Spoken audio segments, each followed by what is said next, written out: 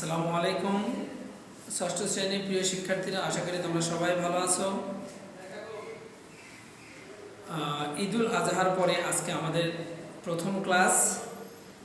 আশা করি সবাই ভালোভাবে ঈদকে উদযাপন করছো এবং আনন্দ করছো। তো এরপরেও আমাদের যে আজকে নতুন ক্লাস শুরু হচ্ছে ঈদুল আজহার পরে, আজকে আমরা একটা নতুন অধ্যায় এরকম শিখব, যে অধ্যায়টা হচ্ছে যেমন অনেক গুরুত্বপূর্ণ এবং এখানে যে অধ্যায়টা নিয়ে আলোচনা করা হবে সেই অধ্যায়টা সবসময় তোমার কাজে লাগবে। হ্যাঁ, সমীকরণ একটা অঙ্কের সবথেকে গুরুত্বপূর্ণ যে পার্ট, সেটা কিন্তু হলো সমীকরণ সমাধান করা। সমাধান জিনিসটা যদি আমরা ভালো পারি তাহলে তোমরা মনে রাখবে যে অলওয়েজ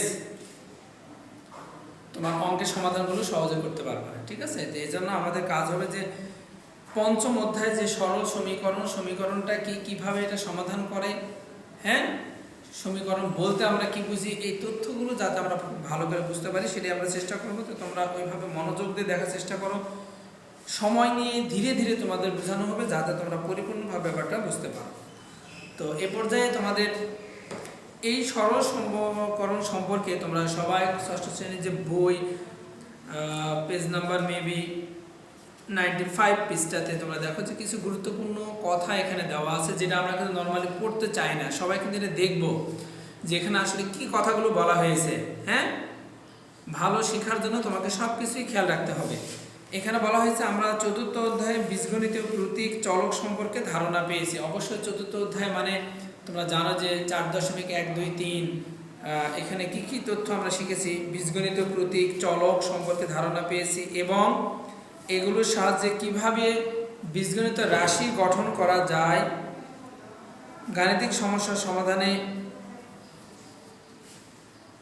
সমীকরণের ভূমিকা গুরুত্বপূর্ণ এবং শিক্ষার্থীদের জন্য বাস্তব ভিত্তিক সমস্যা সমাধানে সমীকরণ গঠন করো এবং সমাধান সম্পর্কে জ্ঞান অর্জন আবশ্যক ও প্রয়োজন। তারপরে এখানে কি তথ্য আছে সব বলা আছে। প্রথমেই আছে সমীকরণ। তোমরা বইয়ের মধ্যে সুন্দর করে দেখতে পাবে যে এখানে দেখো দাড়ি পাল্লা দেওয়া আছে, যেটা হচ্ছে অ্যানালগ সিস্টেম। আমরা কিন্তু বর্তমানে কোনো কিছু পরিমাপ করার জন্য আমরা কিন্তু ডিজিটাল সিস্টেমটা দেখি, যে ওজন মাপক একটা যন্ত্র থাকে, বা অনেকের বাসাতেও দেখা যায় যে তোমার নিজের ওয়েট তুমি প্রতিদিন চেক করো যে হ্যাঁ কত তোমার ওজন হয়েছে। এটা হয়তো কি ডিজিটাল, যেখানে আমাদের ওঠার সঙ্গে সঙ্গে পার্ট দিয়ে যায় যে তোমার ওজনটা কতটুকু। এখানে যেটা দেখানো হয়েছে বোঝার সুবিধাতে, যেহেতু আমরা ক্যালকুলেশন করব এই জন্য এখানে দাড়ি পাল্লা দেওয়া হয়েছে। এই দাড়ি পাল্লাগুলো তোমরা যদি খেয়াল করো, আমি একটা চিত্রের মাধ্যমে উপস্থাপন করার ট্রাই করতেছি। তোমরা দেখো এখানে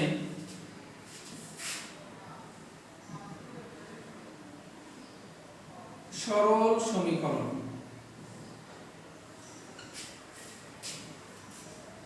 তো বিষয়টা এইভাবে নেওয়া হয়েছে।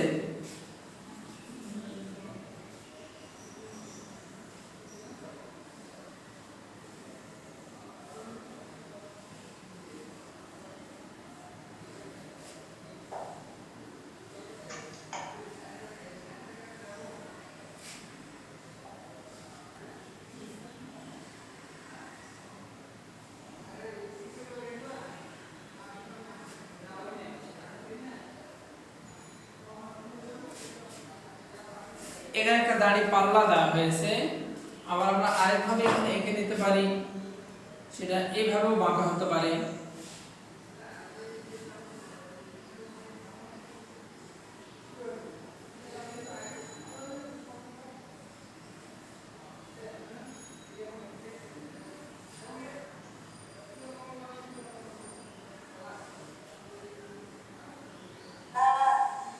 হ্যাঁ, কথা বলো না, দেখো আগে। তাহলে গ্রামে যখন গিয়েছে অনেকে দেখো যে কুরবানির গরু বা খাসি যেটাই জবাই করুক, দেখা যাচ্ছে যে এই মাংস কিন্তু ওজন করার জন্য আমরা নর্মালি এগুলো কিন্তু ব্যবহার করে থাকি। ওকে, আবার এই দুটাকে যদি আমরা এখন স্ট্রেট করতে চাই সোজা, তোমরা শুধু একটু দেখো আমি সরল সমীকরণ সম্পর্কে তোমাদের আসলে কি বুঝাইতে চাচ্ছি।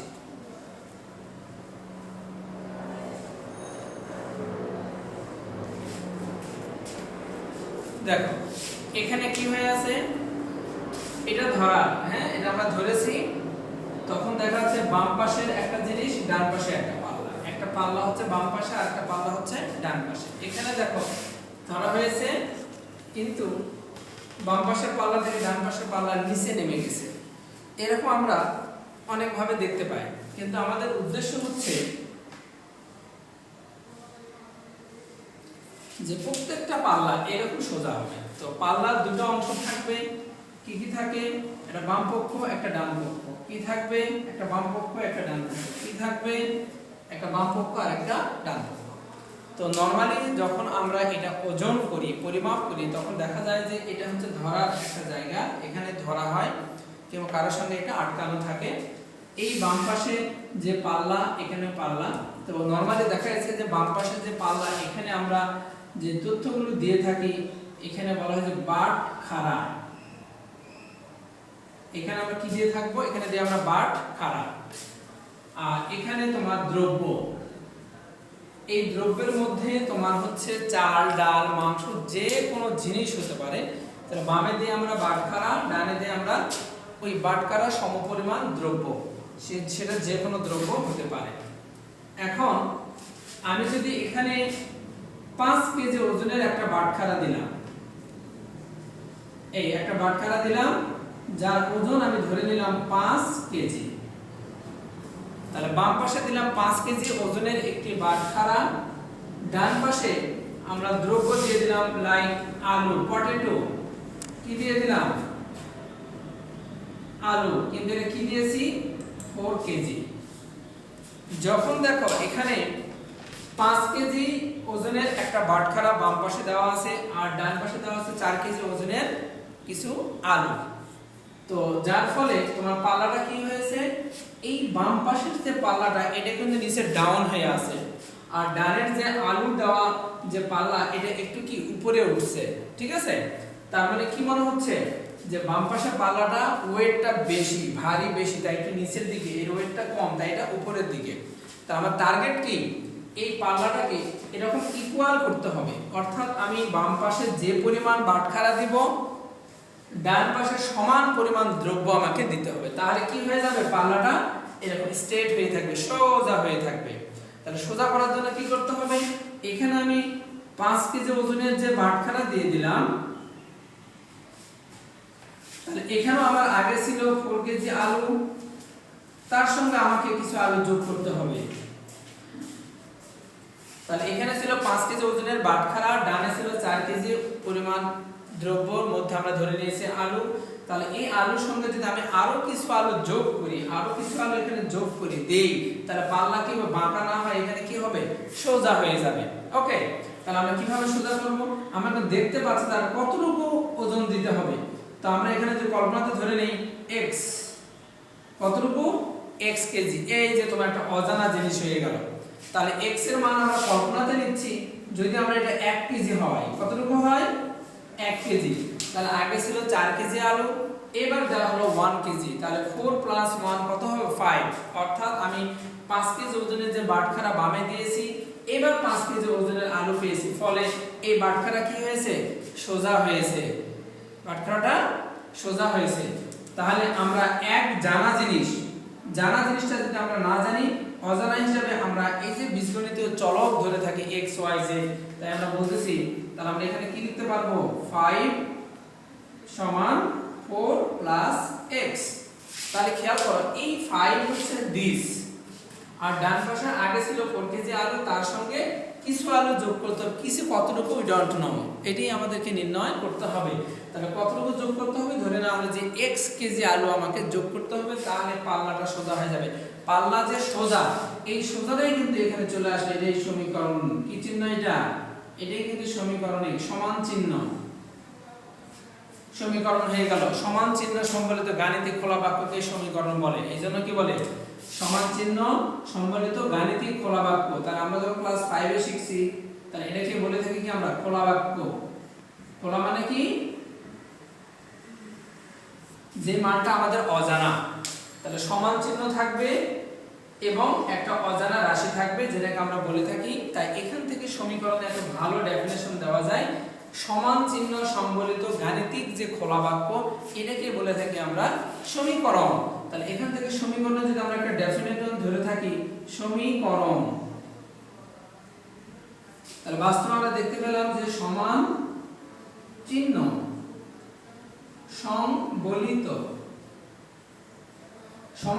সংবলিত গাণিতিক খোলা বাক্যকে সমীকরণ বলে। তাহলে ডেফিনেটলি আমরা বুঝতে পেরেছি যে সমান চিহ্ন সংবলিত গাণিতিক যে খোলা বাক্য এটাকেই সমীকরণ বলে।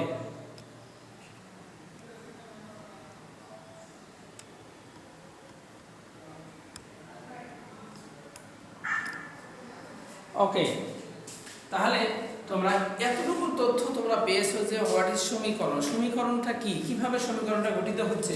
তুমি কিন্তু তার বাস্তব একটা উদাহরণের সাহায্যে তুমি দেখতে পাবে হ্যাঁ আসলে এইভাবেই সমীকরণটা গঠিত হয়, একদম বাস্তব। তাহলে তুমি একটু খেয়াল করে দেখো যে পাল্লাতে আমরা বাম পাশে যে পরিমাণ ওজনের একটা বাটখারা দিয়েছি সমান পরিমাণ দ্রব্য আমাকে ওখানে দিতে হবে। যদি দ্রব্যের পরিমাণটা কম হয় তাহলে আমাকে ডেফিনেটলি পাল্লাটা কি হবে, এটা বাম দিকে এটা উপরের দিকে উঁচু হয়ে থাকবে। এটাকে যদি আমরা সোজা করতে থাকি তাহলে কিছু পরিমাণ দ্রব্য আমাকে যোগ করতে হবে। যোগ করলে কি হয়ে গেল, পাল্লা সমান হয়ে গেল। এই যে সমান হয়ে গেল, সমান কথা থেকে কিন্তু এখানে সমান চিহ্ন চলে আসছে। আর আমরা বামে 5 ছিল, ডানে 4 এর সঙ্গে আর কিছু দ্রব্য যোগ করেছি, সেটা কি x, সেটা তুমি y লিখতে পারো, যে কোনো কিছু লিখতে পারো। এখন আমরা যদি এটা ক্যালকুলেশন করি তাহলে x এর একটা মান পাবো, এটা পরে। আপাতত তুমি বুঝতেছো হ্যাঁ হোয়াট ইজ সমীকরণ, হ্যাঁ ইকুয়েশন, হোয়াট ইজ ইকুয়েশন।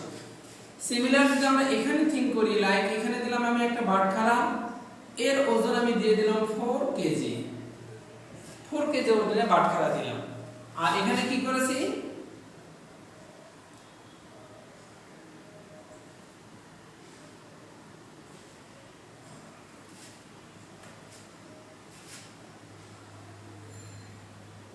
এখানে দিয়েছি তোমার 5 কেজি ওজনের আলু। তাহলে এটা যে বাম পাশে আছে এটাকে যদি আমি সোজা করতে চাই তাহলে বামে দেওয়া আছে তোমার 4 কেজি ওজনের একটি বাটখারা এবং এখানে দেওয়া হয়েছে 5 কেজি পরিমাণ হলো আলু। এবার দ্রব্যের পরিমাণ বেশি হয়েছে, তো যখনই দ্রব্যের পরিমাণ বেশি হয়ে গেল স্বাভাবিকভাবে তোমার ডান পাশের যে পাল্লা এটা কি হয়ে গেল, ডান পাশের পাল্লাটা ডাউন হয়ে গেল। হ্যাঁ, কারণ যেহেতু আমি এর বাম পাশে যে ওজনটা ওয়েটটা দিয়েছি এর পরিমাণটা কম, ডান পাশে যে বাটখারা দ্রব্যটা দেওয়া হয়েছে তার পরিমাণটা বেশি, এই জন্য কি হয়ে গেছে, এটা হেলে গেছে। ওকে, তখন কি হবে, দুইটা তথ্য। এখন তুমি দোকানদারকে বলতে পারো যে আমি যে পরিমাণ আপনার দ্রব্য এখানে উঠেছে আমি ওই পরিমাণ দ্রব্যই চাই আপনি আরো বাটখারা যোগ করেন, আরো কিছু বাটখারা যোগ করেন যাতে এটা এরকম সমান হয়ে যায়। কেমন সমান করতেছো, তাহলে এখানে আমি দিতেছি 4 প্লাস আরো কিছু বাটখারা তোমার লাগবে, কি যোগ করতে হলো, x পরিমাণ বাটখারা যোগ করলে এটা সমান হয়ে গেল, কত হয়ে গেল, 5। তাহলে বামে যখন তোমার ছিল কি 4 কেজি ওজনের একটা বাটখারা, এই বাটখারার সঙ্গে আমি কিছু পরিমাণ আর কিছু বাটখারা আমাকে যোগ করতে হবে, কতটুকু আমরা জানি না, একটার পর একটা দিতে আছে 100 200 300 করে। লাইক আমরা কল্পনা করতেছি হ্যাঁ এখানে যদি আমি 1 কেজি ওজনের বাটখারা দিই তাহলে 4 প্লাস 1 কি হবে, 5 হয়ে যাবে। অর্থাৎ প্রথমে যে বাটখারা ছিল তার সাথে আরো কিছু বাটখারা তোমাকে অ্যাড করা হয়েছে, যার ফলে এটা কি হয়ে গেল, 5 এর সমান। ফলে সমীকরণটা এটা কি হয়ে গেল, পাল্লাটা সমান হয়ে গেল, তাহলে একদম স্ট্রেট এরকম সোজা হয়ে থাকলো। ওকে, তখন আমরা কি বলবো যে আপনি এটা নেবেন। ওকে, তাহলে এবার ওজন দেখেন, তাহলে এখানে হচ্ছে বাটখারা ছিল 5 কেজি ওজনে, তাহলে আপনাকে দ্রব্য দেওয়া হয়েছে 5 কেজি আলু। ওকে, ফলে আমাদের সমীকরণ দাঁড়ালো দিস। তাহলে এটাকেও কিন্তু আমরা কি বলতেছি, এটাই হচ্ছে আমাদের সমীকরণ, এটাকে আমরা কি বলতেছি, সমীকরণ। ওকে, তাহলে সমীকরণ ইকুয়েশনটা কি আমরা কিন্তু বুঝতে পেরেছি। এইজন্য এখান থেকে তোমাকে দেওয়া হলো যে পাল্লা বিভিন্ন এই দুটো স্টেপেই পাল্লা থাকবে, হয় বাম পাশের পাল্লাটা ডাউন থাকবে অথবা ডান পাশের পাল্লা ডাউন থাকবে। আমাদের উদ্দেশ্য হলো পাল্লাটাকে স্ট্রেট করা, তাহলে এই পাশে বাম পাশে যতটুকু দ্রব্য বাটখারা থাকবে ডান পাশে সমান পরিমাণ দ্রব্য থাকবে। ওকে, এটা হচ্ছে আমাদের সমীকরণের মূল তথ্য। ওকে, এখন চলে আসি আমরা যে এই সমীকরণ থেকে এই যে অজানা জিনিস, এই অজানা জিনিসের মানটা আমরা কিভাবে বের করব এবং এটা কি ধরনের সমীকরণ সেটাও আমরা জানবো। এখন থেকে ভালো করে এটা যদি জেনে যায় তাহলে কিন্তু সামনে বড় ক্লাসে আমাদের আর কোনো ধরনের প্রবলেম হবে না, জাস্ট আমাদের খেয়াল করলেই হয়।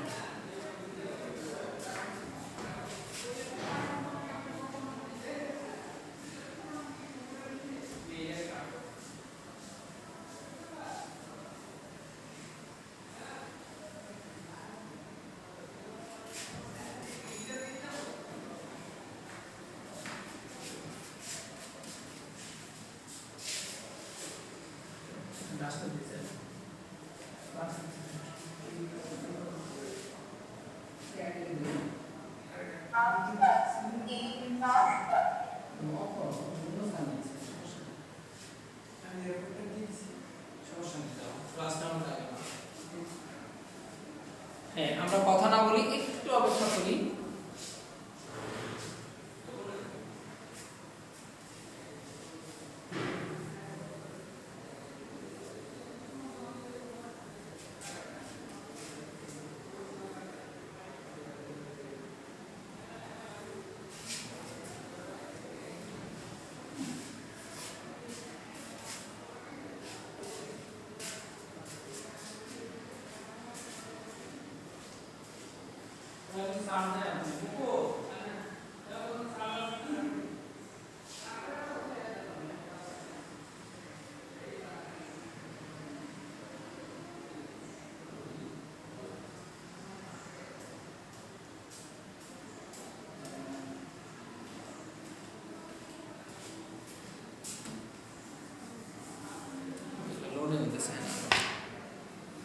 যাক, দেখো তাহলে আমরা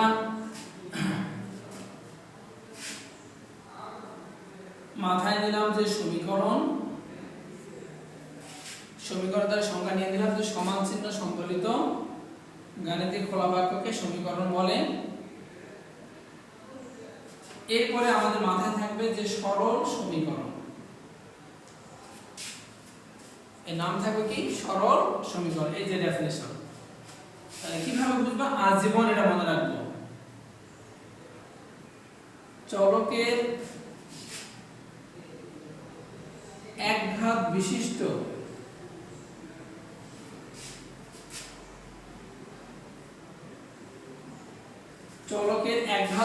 সমীকরণকে সরল সমীকরণ বলে।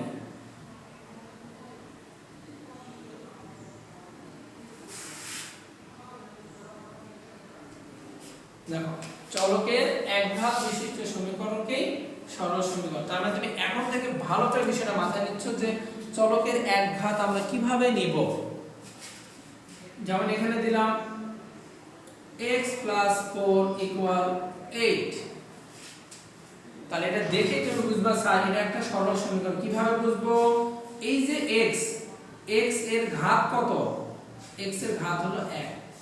তো চলকের যদি ঘাত 1 থাকে তাহলে যে সমীকরণটা হবে তখন সেটাকে বলা হচ্ছে তোমার সরল সমীকরণ। তাহলে সরল সমীকরণ কি আমরা এখন থেকে মাথায় ভালো করে নিব যে সমীকরণটা গঠন হবে, সমীকরণে তোমার কি থাকবে? সমান চিহ্ন থাকবে, সংখ্যা থাকবে এবং একটা চলক থাকবে। ওই চলকের ঘাত যদি 1 হয়, যদি এখানে এরকম হতো তাহলে এটাকে সরল সমীকরণ বলা যাবে না। তখন এটা যেহেতু চলকের ঘাত 2 তাহলে দ্বিঘাত, তাই এটা সরল সমীকরণ না, এটা অন্য হবে যেটা আমরা বড় ক্লাসে শিখব। তাহলে এখন আমরা মাথায় নিতেছি যে এই সমীকরণটা কেমন হবে? যদি চলকের ঘাত 1 থাকে তাহলে এই যে সমীকরণটা গঠিত হলো এই সমীকরণটাকে আমরা তখন বলে থাকবো যে সরল সমীকরণ। আবার এমনও হতে পারে যে 2y + 5 = 10। তাহলে এই যে এখানে y, তাহলে y এর ঘাত কত? তাহলে y এর ঘাত আমরা বলতেছি 1, সো এটাও একটা সরল সমীকরণ। তাহলে আমরা এখান থেকে শিখলাম কি? এটাও একটা সরল সমীকরণ। তাহলে আজকে দুটো তথ্য সমীকরণ কি এটা আমরা শিখলাম, এবং সমীকরণের যে চলকটা ব্যবহার করা হবে এই চলকের ঘাত পাওয়ার শক্তি যদি 1 হয় তখন সেই সমীকরণকে আমরা বলে থাকবো সরল সমীকরণ। এবং বাস্তবে যখন এগুলো আমরা রেখাচিত্রে এঁকে দেখাবো, দেখা যাবে যে আসলে এটা একটা সরল রেখা হয়েছে, এটা কি একটা সরল রেখার সমীকরণ। সরল সমীকরণ কথার অর্থ কি? এটা একটা সরলরেখার সমীকরণ। এটা যে বাস্তবে তোমাকে রেখা এঁকে দেখানো যায়, দেখবে যে একটা রেখায় তৈরি হয়েছে। হ্যাঁ, এখান থেকে নাম আসছে সরল সমীকরণ। আচ্ছা, এবার আমরা মাথায় যেটা নেব যে সরল সমীকরণ সমাধান। যে প্রক্রিয়ায় কোন সমীকরণ থেকে এই যে একটা অজানা রাশি আছে, অজানা রাশির মান নির্ণয় করার যে নিয়ম, এটাকে বলা হয় কিন্তু সমীকরণটির সমাধান।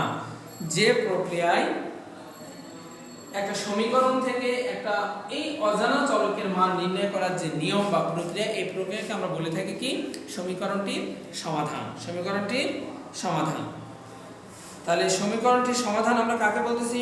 একটি সমীকরণ থেকে এর চলকটির মান নির্ণয় করার যে প্রক্রিয়া, এই প্রক্রিয়াকে বলা হয় সমীকরণের সমাধান। চলকের মানকে বলা হয় সমীকরণটির মূল। তাহলে আমরা এখন গুরুত্বপূর্ণ একটা তথ্য মাথায় নিয়ে নেই। দেখো, তারপর নিয়ম শিখবো, এরপর আমরা অঙ্ক করবো। হ্যাঁ, সরাসরি অঙ্ক করলে বুঝবে, কিন্তু আমাদের এসব তথ্য কিন্তু আগে শিখতে হবে যে সমীকরণটা কি, কিভাবে এগুলো সমাধান করা হচ্ছে। এবার হলো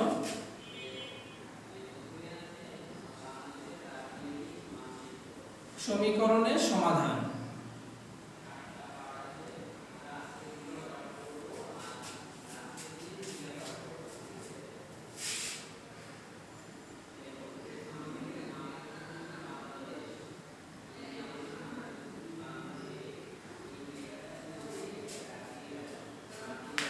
সমীকরণের সমাধান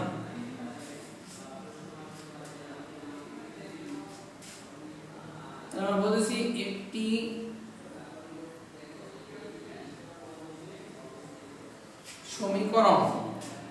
সমীকরণ থেকে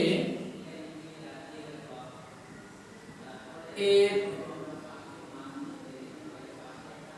চলকটি মান, এর চলকটির মান নির্ণয় করার প্রক্রিয়াকে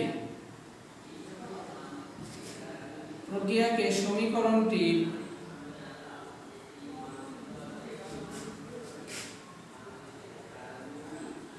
সমাধান বলে।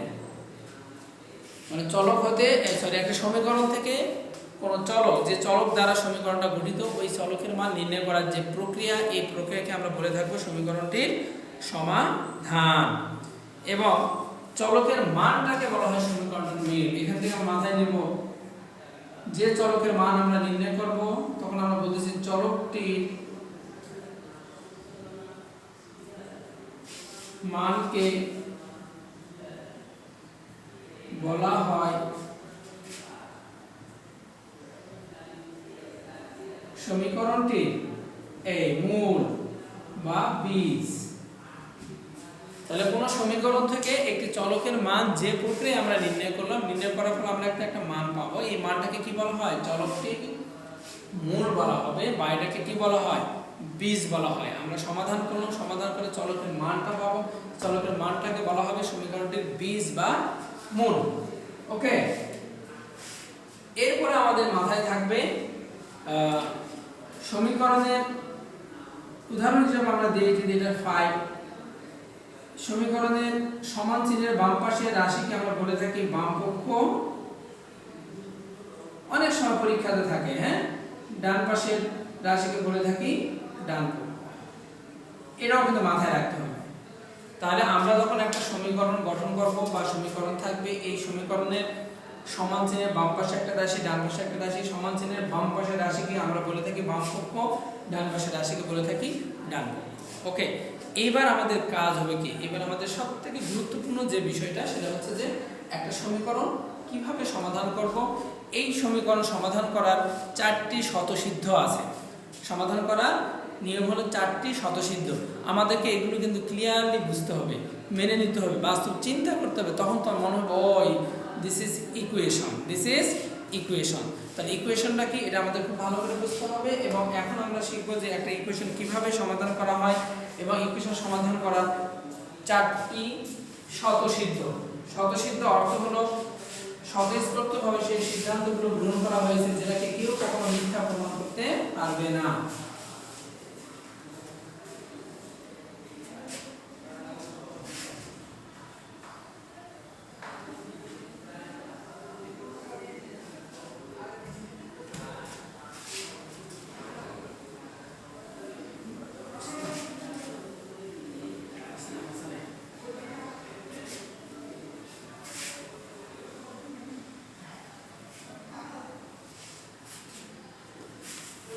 যাক দেখো, এখন আমরা নেব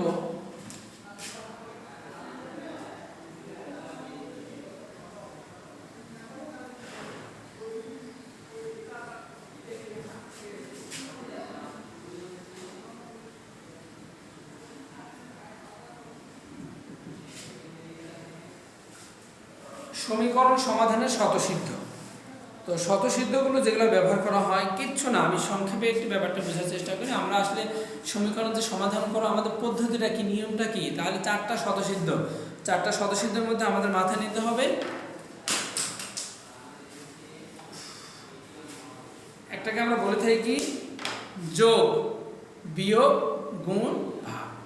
আসলে কি বলা হচ্ছে, যোগ বিয়োগ গুণ ভাগ, এই চারটা স্বতঃসিদ্ধ ব্যবহার করব। কিন্তু এগুলো কি একটু ভালো করে বোঝার চেষ্টা করে, বাস্তব চিন্তা করে। তোমার এখন এক নম্বর স্বতঃসিদ্ধ যে আমরা বুঝাইতে চাই, যে তুমি একদম চিন্তা করবে, হ্যাঁ, যে ফার্স্ট নিয়ম আমরা বলতেছি 5 = 5, ঘটনাটি সত্য।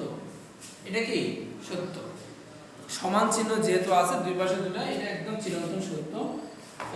এক নম্বর স্বতঃসিদ্ধ হচ্ছে যেটাকে আমরা বলে থাকি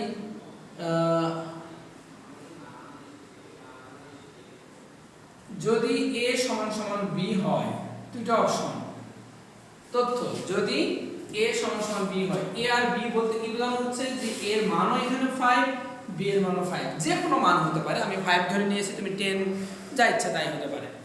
যদি a = b হয় তাহলে অবশ্যই যেহেতু সমান চিহ্ন আছে তাহলে আমরা বলতেছি এটা একটা সমীকরণ। এই সমীকরণের উভয় পাশে একই সংখ্যা যোগ করা যায়। কেমনে দেখো, অর্থাৎ আমি যদি বাম পাশে দিয়ে দেই 5 + 2, ডান পাশে আমাকে দিতে হবে 5 + 2, তাহলে এখানে ডেফিনেটলি কত হবে তোমার 7 = 7। ঘটনা কি ডেফিনেটলি ট্রু, সত্য। ওকে, তাহলে যখনই দুটি সংখ্যা দুই পাশে সমান থাকবে, যদি আমরা উভয় পাশে একই সংখ্যা, এই পাশে যোগ করলাম 2, এই পাশে যোগ করলাম 2, তাহলে এতে কি হলো, মানের কোনো পরিবর্তন হলো না, সমান চিহ্ন সমানই থাকলো। ওকে, অর্থাৎ আমার প্রথমে ছিল 5 কেজি বাটখারা, 5 কেজি আলু, আমি চাচ্ছি যে আমি আরো 2 কেজি আলু বাড়াই নেব। তাহলে 2 কেজি আলু দিলে আমাকে অবশ্যই 2 কেজি ওজনে একটা বাটখারা তোমাকে দিতে হবে, তাহলে আমরা কি বলবো 7 = 7, ঘটনাটি সত্য। ওকে, তো এইজন্য বলা হয়েছে যদি a = b হয় তবে a + c = b + c লেখা যায়, এটা তোমার একটা স্বতঃসিদ্ধ। তাহলে তোমার যখন অবজেক্টিভে থাকবে যদি a = b হয় তাহলে এর সাথে আমি একটা তথ্য c যোগ করেছি, তাহলে b এর সাথে আমাকে একটা c যোগ করতে হবে। এই c বলতে কি বোঝানো হচ্ছে, একই রাশি, একই সংখ্যা, একই সেম জিনিস। তাই এখানে এক নম্বর যে তথ্য তোমাকে দিয়েছে, পরস্পর সমান রাশি প্রত্যেকটির সাথে একই রাশি যোগ করলে যোগফলগুলো পরস্পর সমান হয়, এটাই হচ্ছে তোমার স্বতঃসিদ্ধ। তাই দেখা যাচ্ছে a = b হলে a + c = b + c লেখা যায়। আশা করি সবাই বুঝতে পেরেছেন, এটা স্বতঃসিদ্ধ নাম্বার 1। এবার 2 নম্বরে বলা হচ্ছে দুটি রাশি, আবার বলা হচ্ছে যদি a = b হয় তবে a - c = b - c লেখা যায়। বাস্তব উদাহরণ কেমন দিতে পারি আমরা, এখানে পেয়ে গেলাম 5 = 5, তাহলে এখানে যদি 5 থেকে 2 বিয়োগ করি, এদিকেও 5 থেকে 2 বিয়োগ হবে, তাহলে তোমার এখানে 3 = 3, এটাও কি থাকবে, রাশি দুটি পরস্পর সমান থাকবে। আমাদের কিন্তু এই বিষয়গুলো একদম মন থেকে প্র্যাকটিক্যালি বোঝার ট্রাই করতে হবে, তাহলে তোমার কখনোই এগুলো বোঝাবে না। যে a = b এর অর্থ হলো দুই পাশে দুটো রাশি সমান যদি হয় তাহলে আমি উভয় পাশে একই সংখ্যা যোগ করতে পারবো, স্বতঃসিদ্ধ 1। উভয় পাশ থেকে একই সংখ্যা বিয়োগ করতে পারবো, স্বতঃসিদ্ধ 2। এতে রাশিটা কি হবে, অপরিবর্তিত থাকবে, সমীকরণটা অপরিবর্তিত থাকবে। এরপর 3 নম্বর যদি আমরা বলি যদি a = b হয় তবে আমরা লিখতে পারবো ac = bc। তার মানে কি দেখানো হলো, এখানে 5 = 5, যে 5 কে আমি 3 দ্বারা গুণ করি, এখানেও 5 কে 3 দ্বারা গুণ করব, ফাইনালি তোমার চলে আসবে 15 = 15। তার মানে কি ঘটনাটি সত্য, ঘটনাটি কি সত্য। এর অর্থ হলো যে যদি দুটি রাশি প্রত্যেকটি সমান হয় বাম পাশে এবং ডান পাশে, তাহলে উভয় পাশে আমরা একই সংখ্যা গুণ করতে পারি। উভয় পাশে একই সংখ্যা গুণ করতে পারি। এই একই সংখ্যা বলতে কত? সি। এই পাশে যদি সি গুণ হয়, এই পাশে তোমার সি গুণ হবে। এতে রাশিটির মানের কোনো পরিবর্তন হবে না। এবার আমরা চলে যাব স্বতঃসিদ্ধ নাম্বার হচ্ছে 4। স্বতঃসিদ্ধ কত? 4।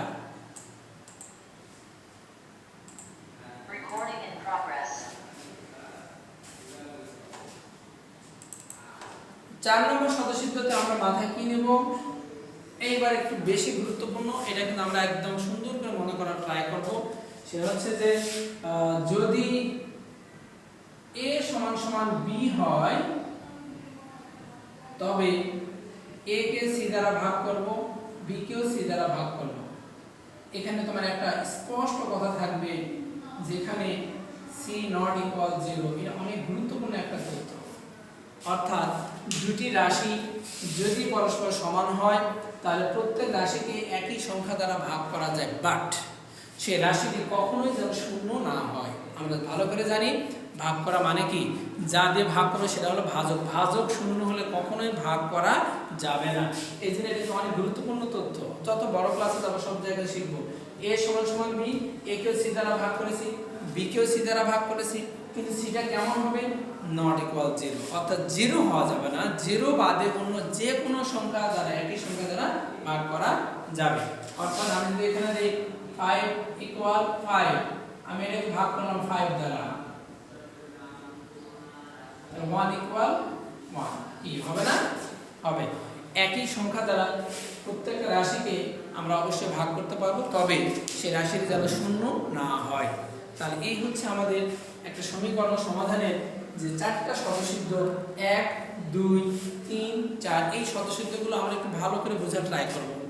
তোমাদেরকে আমি বিশেষভাবে অনুরোধ করতেছি, তোমরা কিন্তু সবসময়, আমরা অঙ্ক কিন্তু সবাই পারি, অঙ্ক করে ফেলি, কিন্তু অঙ্কটা করার আগে যখন তার নিয়মগুলো, ব্যাপারগুলো ক্লিয়ার ব্রেনে থাকবে, ক্লিয়ার কনসেপ্ট, তাহলে তুমি দেখবা যে যত বড় ক্লাসে উঠবা তোমার কিন্তু আর প্রবলেম হবে না। ওকে, তো যেমন এখানে আমরা সমীকরণ তো শুরু করলে, অঙ্ক শুরু করলে তোমরা বুঝে ফেলবে যে হ্যাঁ এমনি হচ্ছে, কিন্তু আসলে তুমি বাস্তবতা তো চিন্তা করবা যে আমরা একটা সমীকরণ কি, এটা কি ধরনের সমীকরণ, এই সমীকরণ সমাধানের নিয়মগুলো কি, নিয়মগুলো যদি আমরা জানি, তাহলে একটা সমীকরণ তুমি নিজের ইচ্ছা মতো যে কোনোভাবে তুমি সলভ করতে পারো উইদাউট টিচার। তো এই জন্য প্রথমে নিয়মগুলি শেখানো হচ্ছে। এই নিয়মগুলি তোমার দেওয়া হয়েছে। প্রথমে স্বতঃসিদ্ধ নাম্বার 1, দুটি রাশি পরস্পর সমান হলে উভয় পাশে একের রাশি যোগ করা যায়। নাম্বার 2, যদি পরস্পর সমান হয় তাহলে উভয় পক্ষ থেকে একই রাশি বিয়োগ করা যায়, এবং দুটি রাশি সমান হলে উভয় পাশে একই রাশি দ্বারা কি করা যায়? গুণ করা যায়। ইভেন a সমান যদি b হয়, উভয় পাশে একই রাশি দ্বারা ভাগ করা যাবে, কিন্তু ভাজক কখনো শূন্য হতে পারে না। দ্যাটস ওয়াই শূন্য বাদে একই সংখ্যা দ্বারা আমরা ভাগ করতে পারবো। এটাই হচ্ছে সমীকরণ সমাধানের 4টি স্বতঃসিদ্ধ। আমরা অবশ্যই অবশ্যই ভালো করে এটা মনে রাখবো। এই তথ্য অনুযায়ী আমরা এখন একটি সমীকরণ সুন্দর করে সমাধান করব, এবং সমীকরণ সমাধানের নিয়মটা আমরা 2টা পদ্ধতিতে করব। কিছু স্কুল আছে যেখানে টিচাররা এই পদ্ধতি অবলম্বন করে করে, আবার কিছু স্কুল আছে যেখানে টিচাররা একটা শর্ট নিয়মে সমাধান করে থাকে। আমি দুটো নিয়মই তোমাদেরকে শেখাবো, যে নিয়মটা তোমাদের কাছে বেশি পারফেক্ট বা তোমার সময় অনুযায়ী তুমি সেটাকে সলভ করে ফেললা। ওকে, তো আমরা চলে যাই একটা নিয়ম কিভাবে শেখা যায়, যেখানে আমরা সহজেই এগুলো সলভ করতে পারবো।